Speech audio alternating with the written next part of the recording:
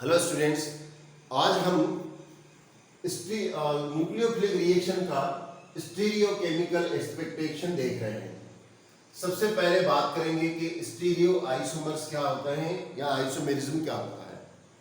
क्या होता है कि ऑर्गेनिक कंपाउंड, दो या दो से ज़्यादा ऑर्गेनिक कंपाउंड, या कंपाउंड के बजाय मैं सिंपल बोल रहा हूँ तो ज़्यादा सही है।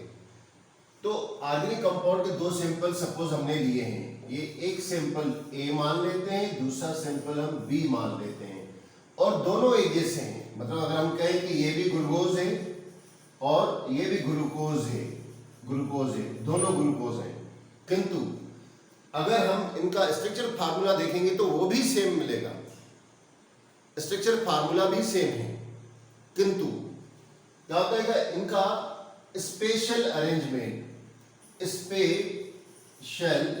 स्पेशियल का मीनिंग होता है कि थ्री डायमेंशनल, यानी कि अगर हम यूं कहें कि बीच में कोई चीज रखी गई, ऊपर नीचे इस साइड, थ्री डायमेंशनल अरेंजमेंट इसका अलग अलग होता है।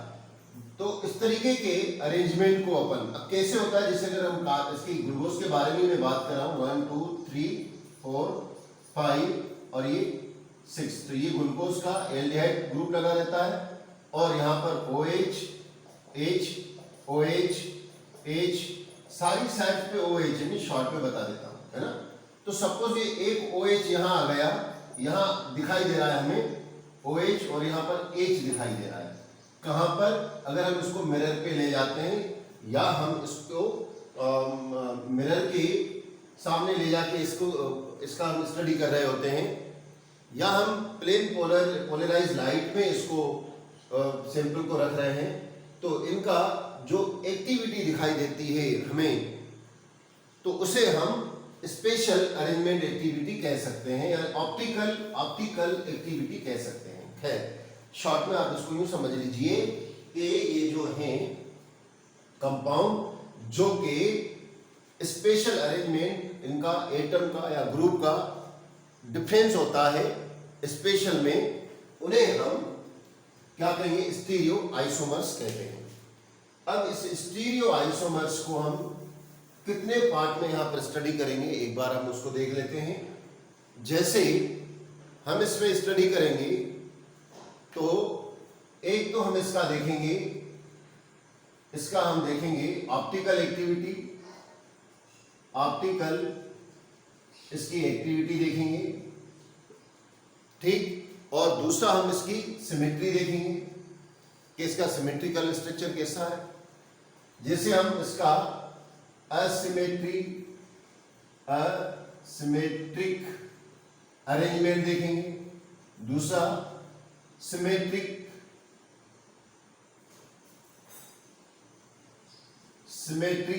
अरेंजमेंट देखेंगे, और तीसरा अपन इसका एनेंशियोमर क्या होते हैं वो देखेंगे।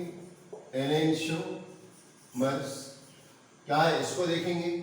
नेक्स्ट हम इसमें देखेंगे रिटेंशन क्या होता है इसको देखेंगे, और एक हम देखेंगे रेसेमिक मिक्सचर क्या होता है, इसकी स्टडी करेंगे अपन इसमें। और नेक्स्ट हम इसमें स्टडी करेंगे इन्वर्जन करेंगे। साथ साथ में मैं इसमें आप लोगों को बता दूंगा कि एब्सोल्यूट कॉन्फ़िगरेशन क्या होता है और डाई स्टीरियोमर्स क्या होते हैं, वहां भी हम इनका स्टडी करेंगे। तो बच्चों, यह जो है ना, इसका इतनी डिटेल स्टडी करने के लिए, ताकि हम कॉम्पिटिटिव एग्जाम में बहुत अच्छा परफॉर्मेंस कर सकें, इसलिए आपको मैं स्टीरियो केमिस्ट्री के इस 2 पार्ट में इस वीडियो को बनाऊंगा। ये पहला पार्ट है, दूसरा पार्ट जरूर देखिएगा। अब सबसे पहले जो ऑप्टिकल एक्टिविटी के बारे में बात की जा रही है, पहले मैं इसके बारे में बात करूंगा। तो क्या होता है कि इसको बात करने से पहले हम एक चीज देखेंगे कि इन सारी एक्टिविटी की स्टडी करने के लिए हम देखेंगे कि प्लेन पोलराइज लाइट क्या होती है। प्लेन पोलराइज लाइट की स्टडी करेंगे, वो क्या होती है, उसके बाद अपन उसको बहुत अच्छी तरीके से समझ पाएंगे। क्या होता है कि अगर हम लाइट के बारे में अगर बात करें, तो सपोज ये लाइट का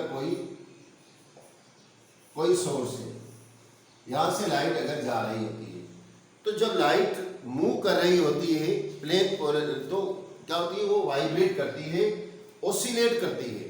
इलेक्ट्रोमैग्नेटिक लाइट जब जाती है तो ओसिलेट करती है और कुछ इस तरीके से लाइट चल रही होती है, परपेंडिकुलर मैग्नेटिक फील्ड में परपेंडिकुलर चल रही होती है एक दूसरे की, इस तरीके से चल रही होती है, परपेंडिकुलर चल रही होती है एक दूसरे के, वाइब्रेट हो रही हो जिसको कह सकते हैं, ओसिलेट हो रही हो जिसको कह सकते हैं, ओसिलेट हो रही हो।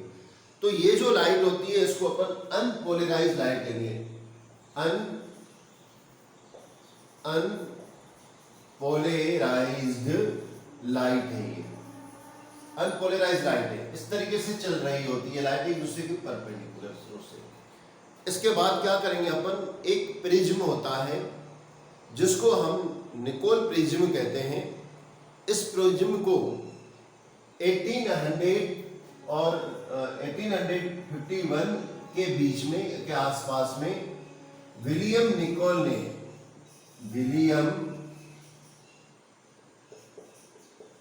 निकोल ने इसको सबसे पहले कंस्ट्रक्ट किया था, बनाया था इस प्रिज्म को।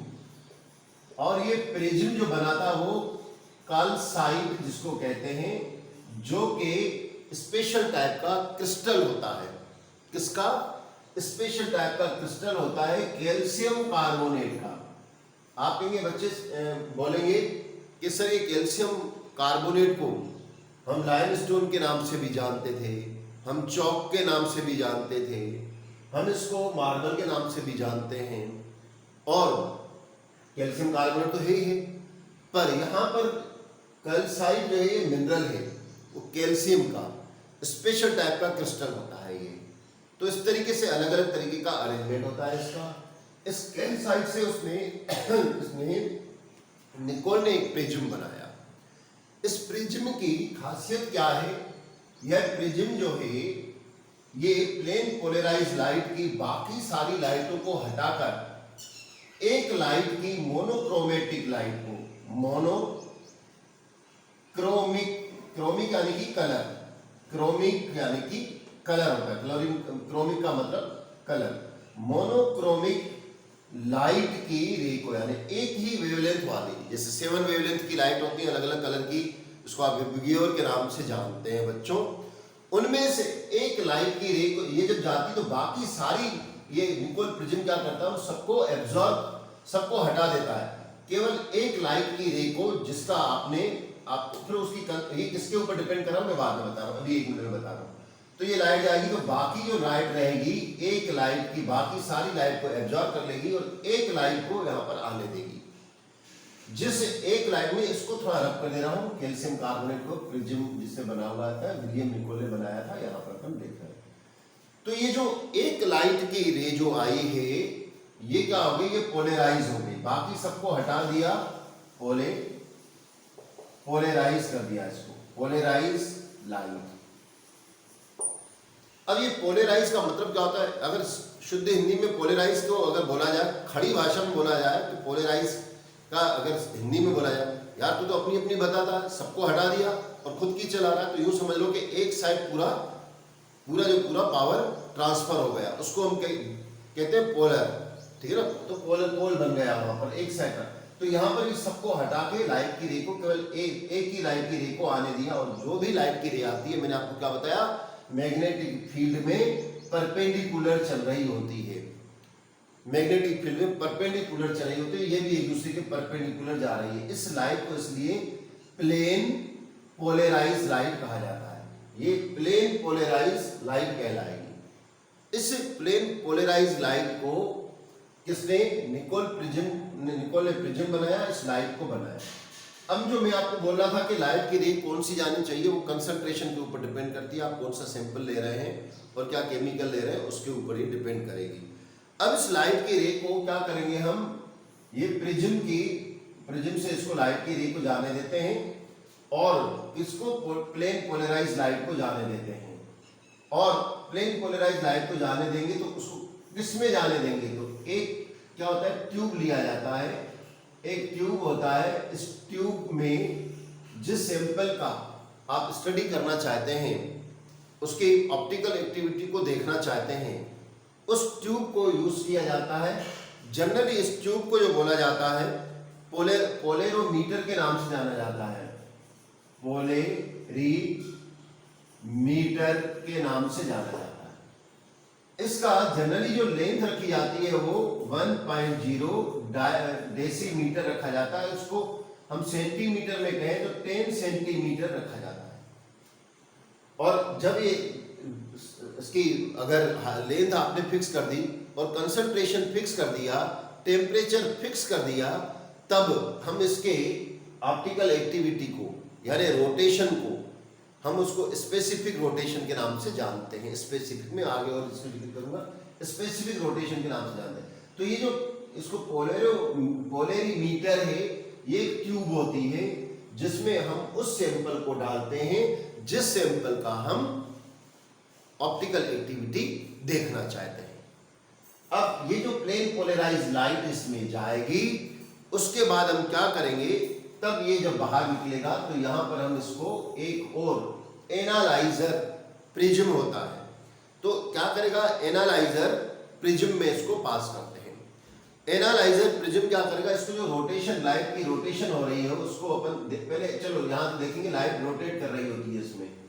तो लाइट की रोटेशन जैसे ये थी, इस तरीके की थी, तो मे बी लाइट की रे इस साइड चली जाए, यूं चली जाए, और हो सकता है कि लाइट की यानी कि ये इस साइड अगर एंटर हो रही है तो मतलब ये लाइट किस साइड हो गई, ये थोड़ा गड़बड़ हो गया इसका मार्कर का, मैं फिर से इसको रब करके बता रहा हूं। तो मान लेते हैं कि ये लाइट की रे इस तरीके से अपन इसको देख रहे हैं, और ये एनालाइजर पोलर मीटर या प्रिज्म कह सकते हैं, पोलर मीटर भी कह सकते हैं। तो ये लाइट की रे इस साइड चली गई कुछ यूं, तो ये क्या है, ये क्लॉकवाइज गई, जैसे घड़ी की सुइयां घूमती हैं उस तरीके से क्लोज वाइज लाइट की रे क्या हो गई, मुड़ गई और बेंड हो गई। तो ये क्या कहलाएगी, ये क्लॉकवाइज में लिख देता हूं, क्लॉकवाइज। और हो सकता है कि लाइट की रे क्लॉकवाइज नहीं जाते हुए एंटी क्लॉकवाइज भी जा सकती है।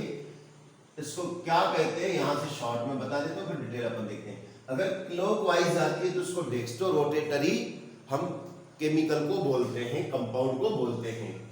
और उसको मैं इसको अलग से एक्सप्लेन करूं, डेक्स्ट्रो रोटेटरी को पहले इसको देख लेते हैं। अगर ये anticlockwise plane polarise light को घुमा देती है, एंटी क्लॉकवाइज अगर रोटेट कर देती है तो उसको लीवो रोटेटरी कहते हैं। अब बच्चों रोटेटरी कहते हैं। अब बच्चों इनके बीच में जो एंगल बना होता है, ये जिस एंगल से घूम रहे होते हैं, उन एंगल को हम ऑब्जर्व्ड एंगल के नाम से जानते हैं।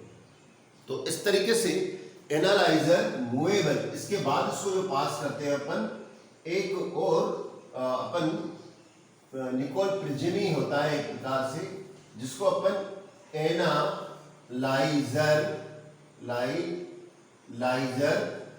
निकोल मूवेबल, ये मूवेबल होता है, मूवेबल प्रिज्म के नाम से जाना जाता है। अब इस तरीके से आपको ये सारी चीजें आपको याद रखनी है कॉम्पिटिटिव एग्जाम के लिए। और इसके बाद अपन व्यूअर, ठीक है ना, यहाँ पर थोड़ा सा मैं बता देता हूँ आपको। इस साइड व्यूअर होता है, ये अपन ने सपोज आग बता दी, और यहां से आप व्यू कर सकते हैं। तो व्यूअर यहां से आप इसको देख सकते हो, कुछ इस तरीके का व्यूअर, ठीक है ना। तो इस तरीके से प्लेन पोलराइज लाइट को प्रोड्यूस किया गया, और जब केमिकल में डाला गया तो उसके लाइट के रोटेशन की स्टडी की गई। ये था निकोल प्रिज्म का, और किस तरीके से यूज होता है, प्लेन पोलराइज लाइट किस तरीके से पास की जाती है, किस तरीके से एंगल बनते हैं। आप चाहें तो इसका स्क्रीनशॉट ले लें, तो मैं आगे ऑप्टिकल एक्टिविटी को एक्सप्लेन करने जा रहा हूं। अब ऑप्टिकल एक्टिविटी, ये थोड़ा भले बना रहे हैं, अपन देखते हैं यहां पर ऑप्टिकल एक्टिविटी। अब देखो बड़े शॉर्ट में मैं इसको बता दूं कि भाई निकोल प्रिज्म में अगर हम प्लेन पोलराइज लाइट को प्रोड्यूस करके उस लाइट को इस केमिकल में, यहाँ पर कोई केमिकल है तो इस केमिकल में अगर अपन पहुंचा दें, यानी पोलरीमीटर के केमिकल में डालकर केमिकल को पहुंचा दें, तो वह केमिकल प्लेन पोलराइज लाइट को अगर क्लॉकवाइज रोटेट कर देता है, अगर क्लॉकवाइज रोटेट कर देता है, तो हम उसको डेक्स्ट्रो रोटेटरी कहते हैं, डेक्स्ट्रो रोटरी कंपाउंड कहते हैं, कंपाउंड कहते हैं। और इस कंपाउंड को रिप्रेजेंट करते हैं प्लस के साइन से, यानी हम क्या करेंगे, डी या तो डी से रिप्रेजेंट करते हैं और डी के आगे अपन प्लस का साइन यूज करते हैं, डी के आगे प्लस का साइन यूज करते हैं। अब पहले तो मैंने ये तो शॉर्ट में मैंने बता दिया, किंतु इसके अलावा पहले अपन देखेंगे कि इसके ऊपर पहले काम किसने किया। अब यूं कह रहे हैं कि प्लेन पोलराइज लाइट का यूज करके और मॉडर्न स्टीरियो केमिस्ट्री को नया जन्म देना किसने जन्म दिया। तो आपने नाम सुना होगा, आप मैंने इसका स्क्रीनशॉट ले लो, शायद मुझे रब करना पड़ रहा है इसको सबसे पहले स्टीरियो केमिस्ट्री में जो लाइट की सैंपल को सबसे पहले लुईस पास्चर ने, नाम सुना है हुआ है आपका, लुईस पास्चर ने 1848 के आसपास इसको सबसे पहले इसको सैंपल को, इस लाइट को यूज किया, प्लेन पोलराइज को, और स्टीरियो केमिस्ट्री का मॉडर्न फाउंडेशन रखा। उसने जो क्रिस्टल लिया था उसमें सेम मैग्नीट्यूड लिया था, कंसंट्रेशन सेम लिया था, और दोनों जो सैंपल लिए थे उनकी ऑप्टिकल एक्टिविटी का मैग्नीट्यूड सेम देखा था, परंतु वही एक डेक्स्ट्रोरेटरी था, एक लेबोरेटरी था। इस तरीके से लुईस पास्चर ने सबसे पहले इसके ऊपर काम किया था। अब मैं इसको थोड़ा और डिटेल में बताने जा रहा हूं। लुईस पास्चर ने जब क्या किया था, उसके बाद लुईस पास्चर के बाद डच साइंटिस्ट था, डच साइंटिस्ट, इसका भी नाम आपने बहुत अच्छी तरीके से सुना है, वॉन हाउ। इसने इस लुईस पास्चर के काम को बढ़ाया। किसने? वॉन हॉफ ने। और फ्रेंच साइंटिस्ट, एक फ्रेंच साइंटिस्ट सेम टाइम पर ये दोनों काम कर रहे थे, जिसका नाम था ली बेल। इन दोनों ने भी इनके ऊपर काम किया और अल्टीमेटली वो इसकी ऑप्टिकल एक्टिविटी को समझ पाए और एक्सप्लेन किया। अब मैं आपको पहले डेक्स्ट्रोरेटरी और लिबोरेटरी को बताने से पहले एक और बात बता दूं। चलो पहले इसी को कर देते हैं। डेक्स्ट्रोरेटरी, डेक्स्ट्रो रोटेटरी, क्या रोटेशन कहते हैं या रोटेटरी, डेक्स्ट्रो रोटेटरी।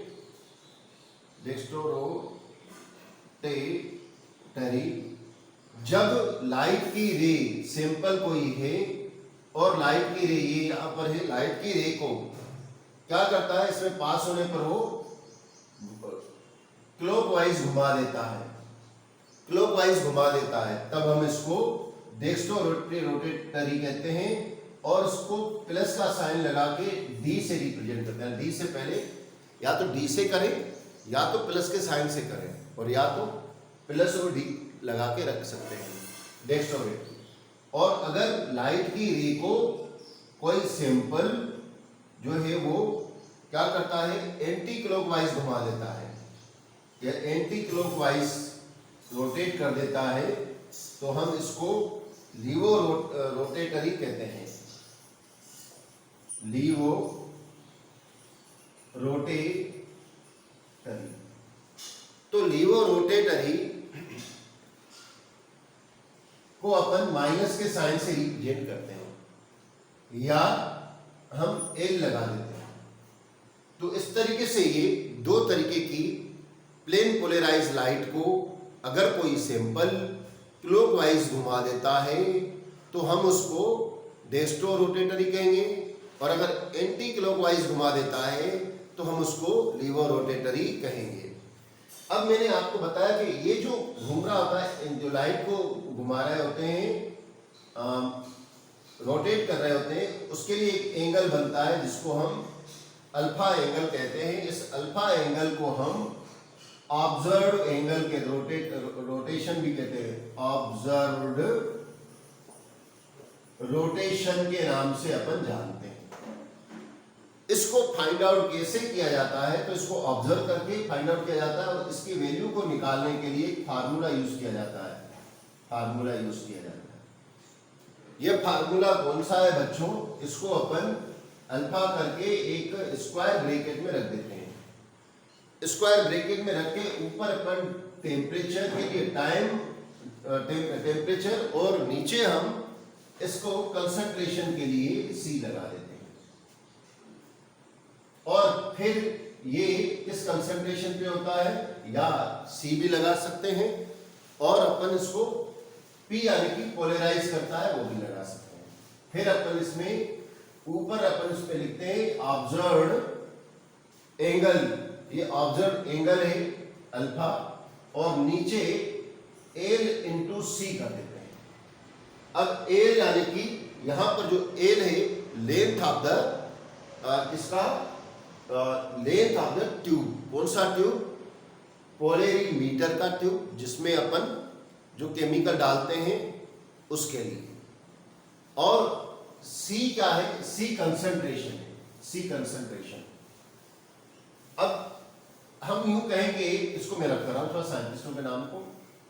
अब मैं अगर बोलूं कि स्पेसिफिक रोटेशन किसे कहते हैं, अब इससे तो अपन कोई भी निकाल लेंगे, तो स्पेसिफिक रोटेशन के लिए हम क्या कहेंगे, एल मतलब लेंथ है ना, लेंथ किसकी, पोलरी मीटर की लेंथ है। और ये जो केमिकल लिया है उसका कंसंट्रेशन, मैं शॉर्ट में कंसंट्रेशन कर देता हूं। तो इसमें क्या करेंगे, अगर आपने लेंथ जो है वो 1 डेसीमीटर या यूं कहेंगे 10 सेंटीमीटर ले ली, और आपने इसका कंसंट्रेशन जो है वो 1 ग्राम ले लिया, ठीक है ना, 1 ग्राम ले लिया, तो एसी और टेम्परेचर आपने स्टैंडर्ड टेम्परेचर आपने 20 डिग्री रख दिया, तब जो रोटेशन होता है उसको हम बच्चों स्पेसिफिक रोटेशन, इसके ये कंडीशन होती है तो स्पेसिफिक रोटेशन कहते हैं, स्पेसिफिक रोटेशन के नाम से जाना जाता है। क्लियर। अब जैसे एक न्यूमेरिकल अगर अपन देख लें, तो न्यूमेरिकल आप इसको देखें, सपोज कोई सैंपल है, इसको निकालेंगे कैसे उसको देखते हैं। सपोज कोई सैंपल है और वो 20 ग्राम है, 20 ग्राम, और इन 100 ml में डिजोल्व है, 100 ml में 20 ग्राम इन 100 ml में डिजोल्व किया गया है, ठीक है ना, और टेम्परेचर इसका कितना है, 20 डिग्री सेंटीग्रेड पर है, और इसका ऑब्जर्व रोटेशन मान लेते हैं, ऑब्जर्व रोटेशन 2.3 प्लस में, यानी कि डेस्टो रोटेटरी है, प्लस में लगा दिया। और इसमें जो हम ट्यूब ले रहे हैं, यानी कि पोलरीमीटर ले रहे हैं, उसकी लेंथ को हम मान लेते हैं कि वो 10 या डायमीटर, डेसीमीटर में फार्मूले में होता है तो डेसीमीटर ही लगाते हैं, 1 डेसीमीटर है।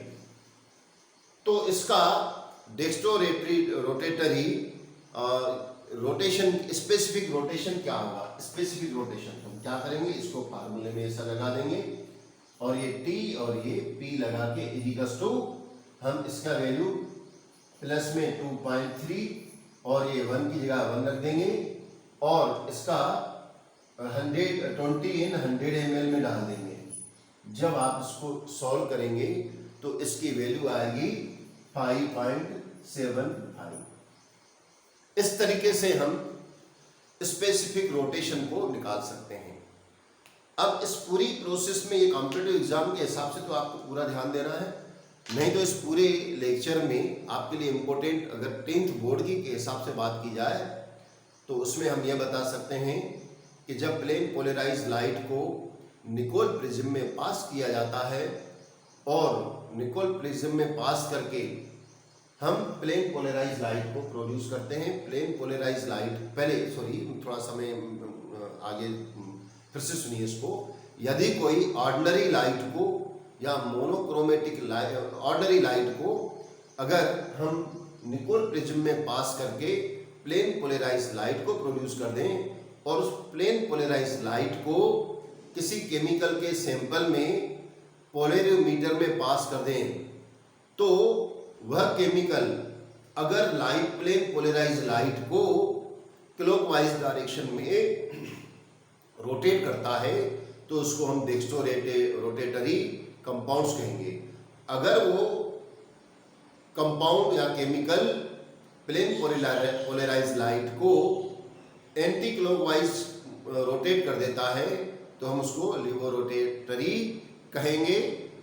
जो डेक्स्ट्रो रोटेटरी है उसको हम प्लस के साइन से या डी से रिप्रेजेंट करेंगे और लिवो रोटेटरी को हम माइनस से या एल स्मॉल एल से रिप्रेजेंट करेंगे।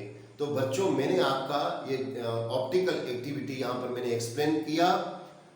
अगले वीडियो में आपको chirality, racemic mixture, inversion, retention और दूसरा आपका एब्सोल्यूट कॉन्फ़िगरेशन और डाई